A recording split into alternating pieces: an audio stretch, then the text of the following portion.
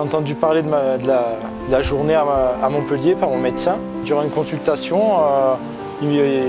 avec ma malformation cardiaque, il m'a parlé de cette journée, de pouvoir venir ici, en parler un peu plus, approfondir un peu le sujet.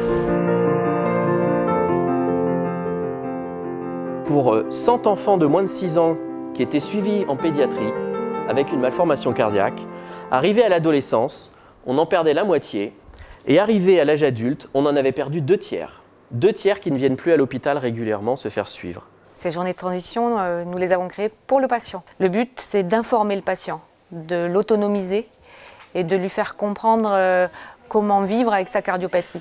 J'aimerais savoir quels problèmes ma malformation peut m'apporter dans le futur et comment je peux les éradiquer, quoi. On m'a dit quand j'étais petit que c'était pas bon de boire tout ce qui est caféine et tout, café, coca.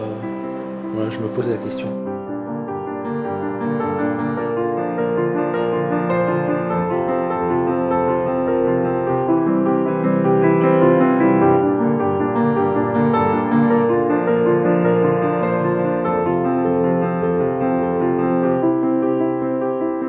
Nous sommes maintenant dans une même région avec 2 grandes métropoles, Toulouse et Montpellier, au sein de l'Occitanie.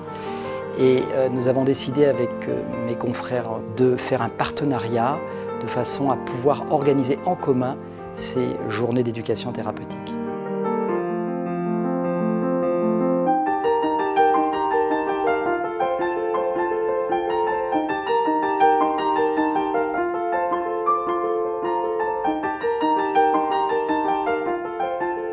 Quand vous allez sur cette adresse-là, vous avez donc par région tous les centres de compétences.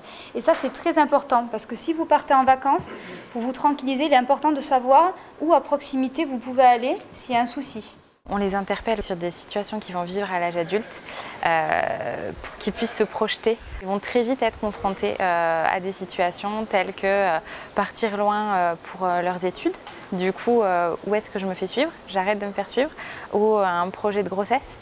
Ou un accès à un prêt bancaire. Voilà, tous ces sujets vont très vite arriver et il faut juste les anticiper.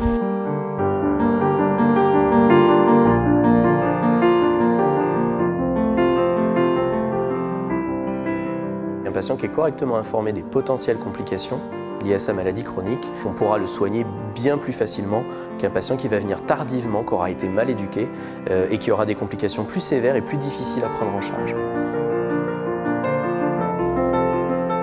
C'est vraiment intéressant de pouvoir dialoguer avec des personnes qui nous ressemblent et qui nous comprennent aussi.